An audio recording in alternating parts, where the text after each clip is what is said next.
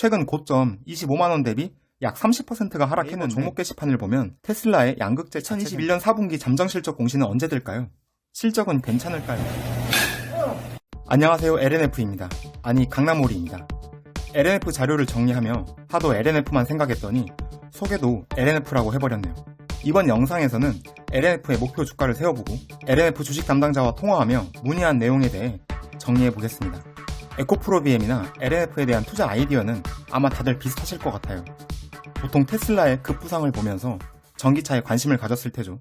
그 후 전기차 시장의 확장성, 전기차 침투율 등의 데이터를 보셨을 겁니다. 그리고 전기차 시장이 커지면 배터리 시장도 커지겠지? 라고 생각하셨을 테죠.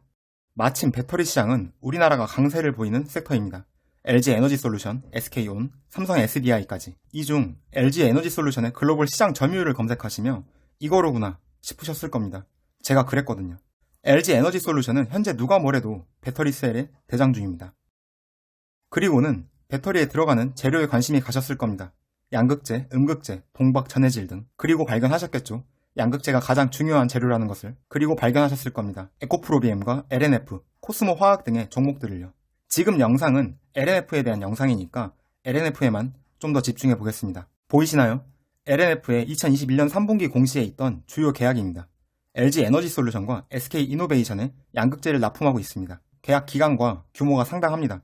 이 계약은 2020년 매출이 3,500억이던 회사가 어떻게 2021년에 1조, 2022년에는 2조까지 갈 수 있을까에 대한 주요 근거가 됩니다. LNF는 세로닉스라는 회사를 모회사로 두고 있고 이 세로닉스의 대표로는 허재홍님이 계십니다. 보통 허씨를 보면 떠올리는 그룹이 있죠. 바로 GS그룹입니다. LNF는 범 GS 계열이라 봐도 무방하겠죠. LNF가 LG 에너지솔루션의 주요 계약을 따낼 수 있었던 것은 당연히 기술력이 우선이었겠지만 LG와 GS 가문끼리 원활한 소통이 가능했던 점, 이러한 부분이 조금은 도움이 되지 않았을까 생각해봅니다. LNF의 실적 추이와 전망치까지 한번 봐볼까요? 가장 눈에 먼저 들어오는 부분은 매출의 성장세일 겁니다. 2019년부터 2021년까지의 매출 성장세가 눈이 부십니다. 선글라스를 끼고 봐야 될 것 같아요. 하지만 아쉬운 부분이 있죠. 바로 영업이익과 당기순이익입니다. 매출은 늘지만 영업이익 당기순이익은 적자가 난다? 이상하죠. 그 이유를 생각해보면 첫째로 기본적으로 매출 총이익률이 낮습니다. 2021년 3분기 기준으로 보니까 9% 수준이더라고요. 수익성보다는 매출 덩치만 키우기 바빠 보이는 느낌입니다. 보통 성장하는 회사가 초기에 보이는 모습인 것 같아요. 두 번째로 토지, 건물, 기계장치 등 유형자산 투자가 증가하고 있습니다.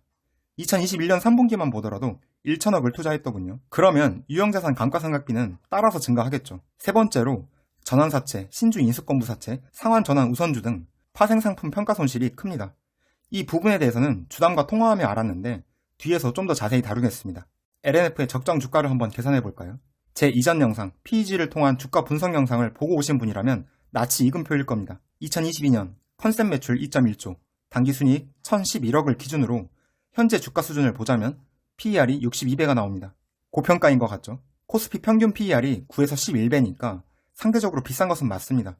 저도 그래서 접근이 망설여졌던 종목이니까요. 하지만 성장주를 바라보는 접근법 중 PEG를 적용해보면 좀 생각이 달라질 겁니다. PEG는 PER을 EPS 성장률로 나눈 지표인데요. 일반적으로 1 미만이면 저렴하다, 0.5 미만이면 매우 저렴하다 수준으로 보더군요. 한번 적용해보겠습니다. 2021년 대비 2022년 EPS 증가율을 보면 8,325%가 나오는데요. 딱 봐도 수치가 이상하잖아요. 2021년에 파생상품 손실이 반영된 순이익을 반영하려니 숫자가 아무래도 왜곡되겠죠. 그래서 영업이익 증가율로 대체하여 계산했습니다. 2021년 대비 2022년 영업이익 증가율은 241%입니다.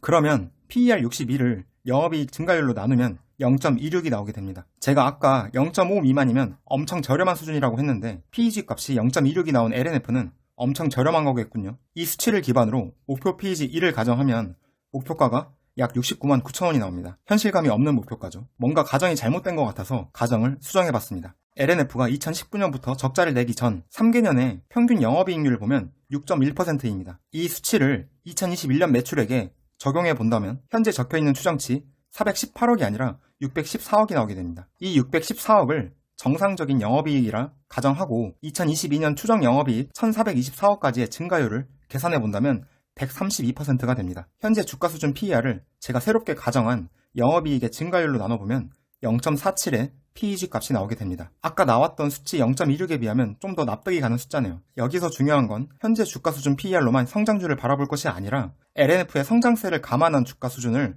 생각해야 성장주를 살 수 있는 논리가 만들어진다는 것입니다. 현재 이 상태에서 PEG 1을 가정하여 목표 주가를 세워본다면 38만 3천 원이 나옵니다. 사람에 따라서 PEG 목표값을 0.8, 0.9 또는 0.7로도 정해볼 수는 있겠으나 저는 1로 정해두고 접근해보려 합니다. 다음은 LNF IR 부서에 문의하고 답변 들은 것을 정리한 자료입니다. 총 7개의 질문을 드렸습니다. 첫 번째, 최근 고점 25만원 대비 약 30%가 하락했는데 이유가 어디에 있다고 보실까요? 답변은 미국의 기준금리 인상 등 외부 변수가 큰 것 같다. 그 외에 특별한 악재는 없다고 답변을 들었습니다.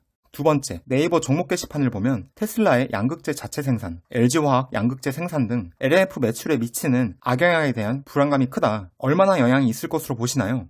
라고 물었고 답변으로는 2차전지 섹터 자체가 커지는 상황이고 수요가 공급을 넘어서는 상황이라서 크게 영향은 없을 것 같다. 라고 답변을 들었습니다. 세 번째, 2019년부터 2021년까지 적자가 지속되는 상황인데 이유가 무엇일까요? 라고 물었습니다. 답변으로는 전환사채, 신주 인수권부사채 등으로 인한 파생상품 평가 손실의 영향이 크다.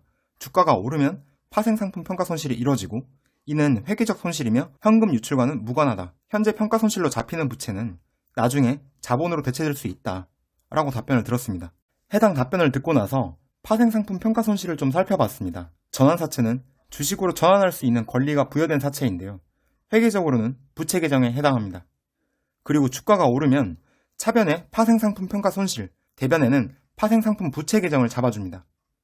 여기서 차변에 잡아주는 파생상품 평가 손실은 회계적으로는 당기순이익을 감소시키고 단기에 이익 잉여금을 감소시킵니다. 그러나 실제 기업의 캐시플로우에는 영향을 미치지 않습니다. 끝으로 전환권이 행사될 때는 대변에 잡혀있던 파생상품 부채가 기업의 자본으로 대체되며 기업의 자본을 증가시키는 역할을 하게 됩니다. 쉽게 말해서 결국 나중에 자본이 되는 부채인 셈인 거죠. 회계 처리가 이렇게 복잡하게 된 이유는 전환사채에 리픽싱 조항이 있는 경우에 부채로 인식해야 하는 회계 기준 때문입니다. 지금 보시는 표는 2021년 3분기 말 LNF의 전환사채에 관한 내용입니다. 아래 밑줄을 보시면 당분기와 전분기 중 파생상품 평가 손실을 각각 5억, 20억 정도 인식한다고 적혀 있죠. 전환사채에 관한 파생상품 평가 손실을 25억 정도 인식했다는 의미입니다. 이 말은 주가가 오른 만큼 부채로 일단 인식하고 나중에 전환권 행사가 이뤄질 때 자본으로 인식하겠다는 의미가 되는 겁니다. 이렇게 분기마다 누적된 파생상품 평가 손실의 합계가 바로 지금 빨간색 박스에 보이는 파생상품 부채가 됩니다. 전환사채에 대한 파생상품 평가 손실 누계액이라고 보시면 되는데요. 총 225억이네요. 이 225억이 나중에 자본으로 대체될 것이라 보시면 됩니다. 재무 건전성이 좋아지겠죠. 다만 전환권 행사가 이뤄지면 기존 주주들의 지분율이 희석될 수는 있다는 점은 참고하셔야겠습니다.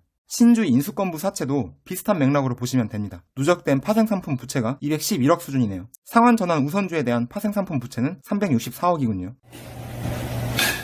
네 번째, 2021년 4분기 잠정실적 공시는 언제 될까요? 실적은 괜찮을까요? 라고 물었고 다음 주 중에 공시를 띄울 예정이며 실적은 긍정적이다 라고 답변을 들었습니다. 다섯 번째, 2022년 목표 매출과 이익은 어떻게 될까요? 증권사 컨센을 보면 2021년 추정 매출은 약 1조, 2022년 추정 매출은 약 2.1조 수준을 보는데 이게 맞을까요? 라고 물었습니다. 이 질문에 담당자는 답변하기가 어렵다라고 말씀을 해주셨는데 통화를 하며 느꼈던 분위기상 긍정적으로 봐도 괜찮을 것 같다라는 생각이 들었습니다. 이건 제 뇌피셜입니다. 여섯 번째, 단기 순이익 대비 주가 수준이 높아서 고 PER 논란이 끊임없다. 주식 담당자께서는 어떻게 생각하시냐 물었습니다. 고평가 논란은 있을 수 있겠지만 성장의 속도와 폭을 고려해야 한다 라고 말씀을 하시더군요. 마지막 일곱 번째, 생산 캐파가 현재 4만 톤 수준에서 2023년 14만 톤까지 계획 중이라는 보고서가 있는데 현재 어느 정도 수준인가 라고 물었고 구지 1공장에 약 4만 톤, 대구 공장에 약 1.5만 톤, 구지 2공장에 약 7만 톤이 세워질 계획이라고 합니다. 마지막에 이 구지 2공장은 2022년 3월에 준공 예정이라고 합니다. 생산 캐파가 늘어나는 만큼 매출로도 연결이 되겠죠. 준비한 자료는 여기까지입니다. LNF에 대한 생각을 자유롭게 댓글로 남겨주시면 감사하겠습니다. 영상 끝까지 시청해주셔서 정말 감사합니다.